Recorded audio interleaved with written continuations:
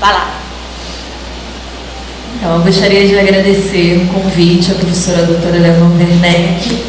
A gente tem toda uma história junto, né? E a professora Leonor fez parte da minha banca de mestrado no final do ano passado, fez toda a minha família e todos chorarem, né? Com a emoção que foi realmente a gente ver um fruto de um trabalho que foi feito lá em 2003, né? E depois a gente poder ver se orientando, se formando no mestrado, poder ver essas consequências desse trabalho feito é muito bom.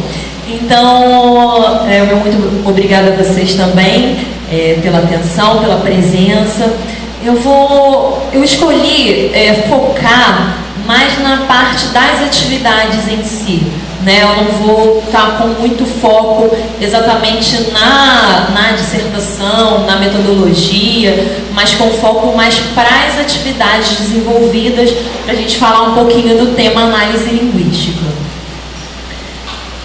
Então, se trata de um recorte, né, de algumas atividades que foram aplicadas como fruto desse projeto, que foi o projeto da minha dissertação de mestrado. E nesse projeto, o foco era trabalhar com o gênero receita culinária. E a proposta pedagógica, que vai ser o meu foco aqui, foi aliar leitura, produção textual e análise linguística no trabalho com o gênero receita culinária. Então, fazer, né, justamente esse elo e deixar aquela famosa tripartição que a gente tem nos livros didáticos, por exemplo, ainda, de separar produção de texto, gramática e redação e leitura, né? Produção de texto, leitura e gramática. Então a ideia era buscar vivenciar as práticas sociais que envolvem esse gênero, né? Então essas práticas sociais ligadas à culinária, privilegiando a imagem e a experiência concreta. E aí nesse último aspecto tem muito a ver com a questão da surdez. Eu vou falar um pouquinho mais à frente sobre isso. Como a professora Leonor falou, tratam-se de atividades que podem ser usadas de uma forma geral no ensino de língua portuguesa como um todo, principalmente em relação a essa ligação entre leitura, produção textual e análise linguística. Então, essas etapas, tudo isso pode ser aplicado ao ensino de língua portuguesa geral, mas aqui especificamente eu escolhi também trazer para vocês esse foco relacionado à surdez, até mesmo porque não são muitas as oportunidades que nós temos de estar nos informando sobre esse assunto, estar realmente com contato com essa questão, como foi o meu caso, por exemplo, né, que cheguei ao INES e posso dizer que despenquei no INES, né? Então tive que estudar, ler muito, ir a muitos eventos, muitos congressos, para poder me inteirar do que era a surdez ou no surdo. Então, lá no INES a gente trabalha com ensino bilíngue de língua portuguesa para surdos. E esse ensino bilíngue pressupõe duas línguas. A língua brasileira de sinais, que é a língua de instrução, então o aluno vai aprender todas as matérias por meio da língua de sinais. E a língua portuguesa, que é ensinada como segunda língua. Então, na verdade, é uma metodologia que se assemelha um pouco à metodologia do ensino de português como LE, língua estrangeira, né? Porque não seria mais o ensino de português como língua materna. E aí, a nossa opção é o ensino focado em gêneros textuais, como já prevêem os nossos documentos atuais, e o planejamento de estratégias conforme as especificidades dos surdos. Então tem aqui um referencial teórico básico sobre os estudos surdos, bilinguismo, sobre a questão da visualidade na educação de surdos, que é uma questão de suma importância, porque o surdo é entendido como um ser visual, que desenvolve diversas habilidades visuais, e a questão da visão, da imagem, né, é algo que, por meio do qual o surdo vai acessar o mundo, né? Então a adaptação das atividades nesse sentido é importante. Os estudos sobre texto, ensino de língua portuguesa e ensino de língua portuguesa a partir da receita culinária. Então aqui eu coloquei algumas etapas e eu vou focar em algumas dessas atividades a seguir, só para a gente mostrar aqui mesmo a sequência e a ligação entre leitura, produção textual e análise linguística. A primeira etapa seria de leitura, foram diversas atividades, eu não tenho aqui como detalhar muito, mas basicamente a gente apresentou a temática era da alimentação saudável, que já era uma temática também prevista no currículo, e o gênero receita culinária também era um gênero previsto no currículo para aquela série, que era o 9º ano do ensino fundamental. Foram 2 turmas, no ano passado, de 2018. E aí eles assistiram a receitas sinalizadas, a gente tem alguns canais na internet, né, que a gente tem isso à disposição, e eles assistiram a essas receitas e fizemos algumas atividades de leitura a partir de textos escritos, né, sabendo que o nosso foco é o ensino de língua portuguesa na modalidade escrita. Na verdade, esse é o nosso objetivo. Depois fizemos uma proposta de produção textual, que eu vou explicar qual foi a seguir. A atividade de análise linguística a partir dessa proposta. Então, por meio desses textos que os alunos escreveram, nós identificamos quais eram as principais necessidades a serem trabalhadas nas atividades de análise linguística e depois procedemos à reescritura, que seria uma nova produção textual. Então, aqui, só para poder exemplificar essa questão da leitura e essa questão do foco na prática social do gênero, na vivência, né, nós lemos esse texto, então a gente vê aqui um print do site da internet. A gente, no momento, estava com a internet disponível, não é sempre que acontece, né, por isso que a gente coloca o link aqui. Mas a gente estava com a internet disponível, então a gente entrou, a gente deu uma passada no site, viu qual era o objetivo geral do site, como que isso implicava na receita em si. A gente tem uma receita que é uma receita que está mais aliada a uma alimentação saudável e tem a ver com o objetivo do site, que é falar de saúde da criança especificamente. E aí, como uma atividade de pós-leitura, né, com foco no ler para quê, né, com qual objetivo? Para que ler receita culinária? Né? Para que eu possa entender como aquela receita é feita e possa comer, degustar aquele alimento. Então eu levei, nesse dia que a gente fez essa leitura, os espetinhos de fruta prontos, né, segundo aquela receita anterior, e aí eles comeram, e vocês podem ver o sorriso no rosto, porque comida sempre faz as pessoas felizes, né? Então, desculpa inclusive pelo horário, meio-dia, a pessoa falando de comida, né, vai dando uma fome. Mas eles adoraram a atividade. Então, uma atividade de pós-leitura que a gente está vivenciando a prática social relacionada ao gênero, que é da degustação. Então, eu vou apresentar uma das principais produções textuais que serviram para que desenvolvêssemos as atividades de análise linguística, mas houve outras produções textuais também. Aqui nós temos 5 imagens de 5 receitas retiradas da internet. O aluno deveria escolher uma delas, e aí, escolhendo uma delas, ele recebia a lista de ingredientes, né, a foto e o título, né? Título, foto, lista de ingredientes, e ele deveria produzir um modo de preparo dessa receita a partir dessa lista de ingredientes.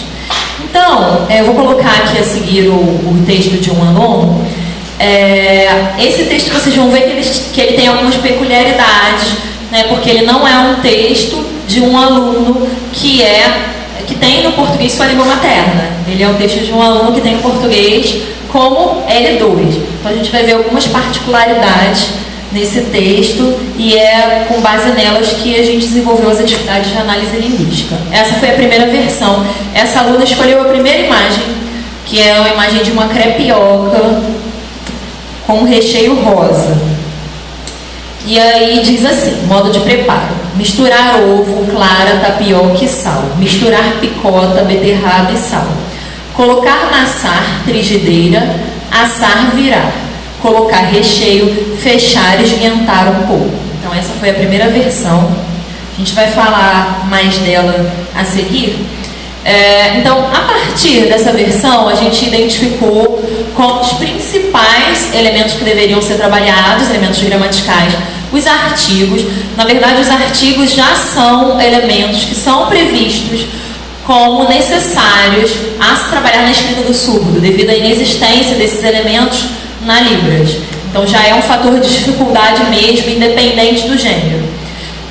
Os advérbios e locuções relacionados à localização das ações, né? Onde se deveria fazer, onde que eu tenho que colocar o alimento, eu vou bater no liquidificador, vou colocar no recipiente, eu vou misturar onde, e a flexão dos verbos no imperativo, que a gente sabe que apesar de haver também receitas com o verbo no infinitivo, o imperativo ele é mais típico, né? E também é uma boa oportunidade para a gente trabalhar esse elemento gramatical.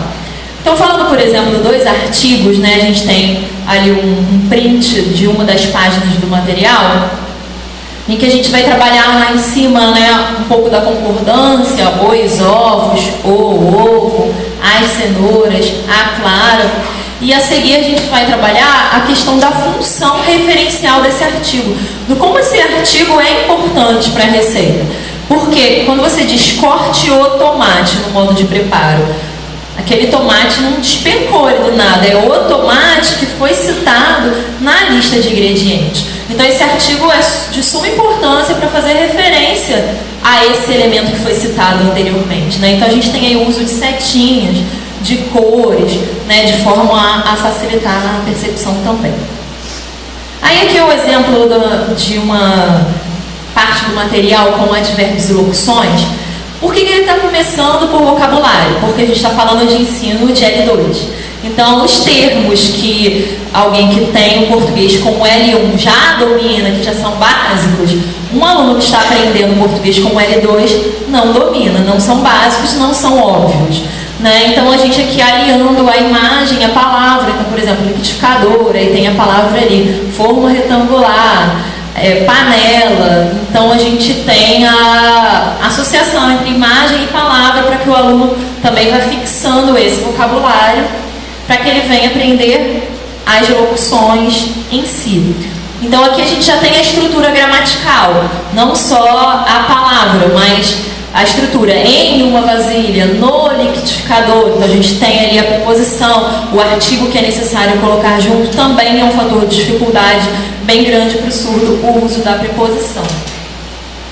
E aí a gente vai ver no texto, né? Qual é a função disso no texto? Por que isso é tão importante? Né? A gente tem ali, em um processador coloque a cebola, o alho, a salsicha, a cebolinha. Em uma tigela coloque a carne. Bem, se eu invertesse isso, né, como isso ia interferir na receita? Quer dizer, eu ia colocar a carne no processador e ia colocar a cebola e o alho que deveriam ser processados na tigela, ia dar certo? Então essa localização que estava faltando nas primeiras versões do texto e que a gente, por exemplo, não viu no texto da aluna, né, era o que a gente estava trabalhando nesse momento para que viesse a aparecer em seguida. Aqui também foi o início para a gente trabalhar o terceiro tópico, que era os verbos no imperativo. Eu identifiquei que era necessário trabalhar os verbos no infinitivo, inclusive, o vocabulário, porque eles não tinham o domínio desses verbos relacionados à culinária, né? Alguns eles sabiam, outros eles não sabiam. Então eu elaborei um jogo da memória em que se associava a palavra à imagem, né? E a gente foi fazendo essa brincadeira de forma a eles fixarem essas palavras, né? Esse vocabulário relacionado à culinária. E aí tem a foto deles aqui durante o jogo e tal. E aí fomos para o uso do imperativo. O uso do imperativo, conforme outras atividades, foi feito assim, de forma prolongada, foram diversas atividades, a gente não tem como estar mostrando e detalhando, mas eu coloquei aqui só uma parte inicial desse trabalho com o imperativo. Então a ideia é trabalhar o imperativo em sua função típica na receita, que é a função de instruir, função de ensinar. Né? Então a gente vai trabalhando essa questão da instrução. A gente já falou anteriormente sobre a receita, sobre a função comunicativa da receita, já discutimos sobre alimentação saudável, já discutimos uma série de questões que envolvem isso. E aí agora a gente vai falar sobre essa questão da instrução. Se a receita instrui, né? Ela é um texto instrucional, e aí essa marcação de vermelho do instrui, instrucional, também é algo que facilita para a compreensão do aluno. E aí a gente partiu de um texto do dia a dia, que é um texto que o aluno tem acesso no ônibus, né, com muita frequência, que é o texto saída de emergência, e fomos trabalhando essa função do imperativo nesse texto, começando também, depois de trabalhar o texto como um todo, o imperativo como um recurso linguístico, começando a trabalhar também a parte gramatical, para eles de forma indutiva irem observando essas desinências, irem se familiarizando com essa forma verbal. E aí a gente identificou também outros elementos que não foram o nosso foco, mas que também trabalhamos conforme a necessidade dos textos, que foi, por exemplo, o uso de maiúsculas e minúsculas, a estruturação em tópico, que é típica da Receita. Em algumas a gente tinha textos muito desestruturados, um pouco confusos. A pontuação com foco no uso de vírgulas, que foi o que se mostrou mais necessário, e a ortografia. Aí eu vou mostrar aqui exemplos de 2 desses pontos. Por exemplo, em relação à ortografia, essa foi uma parte da atividade da turma. Então a gente tinha aqui esses quadrados. O aluno precisava ver, lendo o seu próprio texto, qual quadrado se referia ao texto dele.